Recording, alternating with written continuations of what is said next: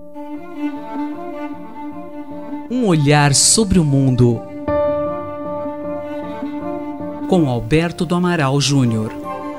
Professor, o conflito comercial entre Brasil e China está tendo como tema o açúcar, é isso? Exatamente, Sandra e ouvintes da Rádio USP. O Brasil ingressou na Organização Mundial do Comércio com uma demanda contra o governo chinês no final do mês de outubro. Isso porque o governo chinês estava impondo ilegalmente restrições às importações de açúcar feitas pela China em relação ao Brasil. Vamos explicar o que significa isto. A Organização Mundial do Comércio é uma organização criada para resolver todas as disputas comerciais envolvendo os seus membros. Ela reúne a quase totalidade dos países do mundo. E ela tem uma série de regras sobre aquilo que é permitido e aquilo que é proibido em matéria de comércio internacional. O governo chinês estava adotando uma medida chamada salvaguarda.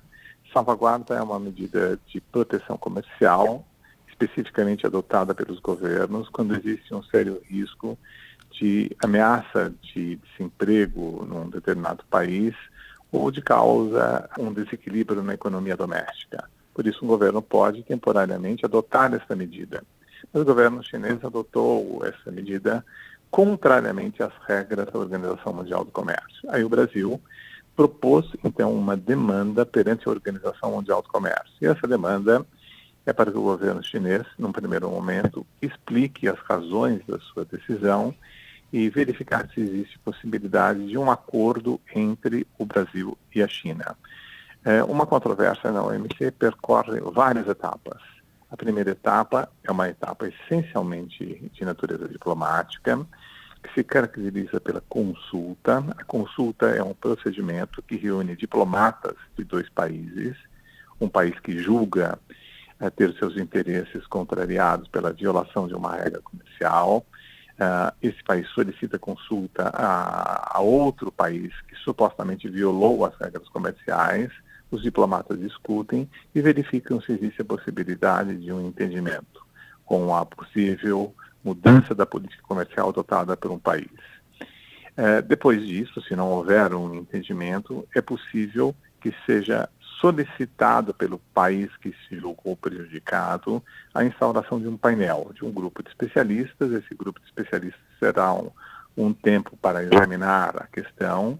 O prazo normal é de 6 meses, podendo estender-se para 9 meses, e ele elaborará um relatório e, se houver constatação de uma violação, recomendará quais medidas o país violador deverá tomar.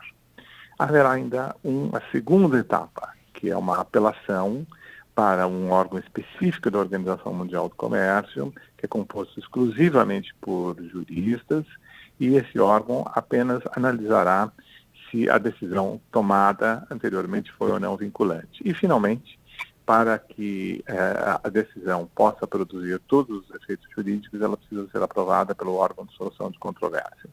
Então, verifica que o Brasil, em relação à China, tem um contencioso comercial, tem grande possibilidade de que esse contencioso comercial se estenda na fase de painel, na fase de apelação, em todas as fases subsequentes previstas pela própria Organização Mundial do Comércio. Isso significa que o Brasil está sendo prejudicado do ponto de vista econômico pela atitude chinesa. Isso significa também que essa atitude do governo chinês tem um reflexo interno, porque é geradora de aumento do desemprego no Brasil, é geradora de uma perda econômica para a economia brasileira e, além disso, ela caracteriza uma infração a uma regra do comércio internacional. Então, este é mais um conflito comercial que o Brasil se lança contra a China. O Brasil, em termos agrícolas, já se tornou vitorioso contra os Estados Unidos em relação ao algodão e contra a União Europeia em relação ao açúcar, e tem grandes probabilidades, se o conflito vier realmente a se confirmar, de se tornar vitorioso contra a China. Ouvimos o professor Dr. Alberto do Amaral Júnior, de Direito Internacional, da Faculdade de Direito da Universidade de São Paulo. Um olhar sobre o mundo, com Alberto do Amaral Júnior.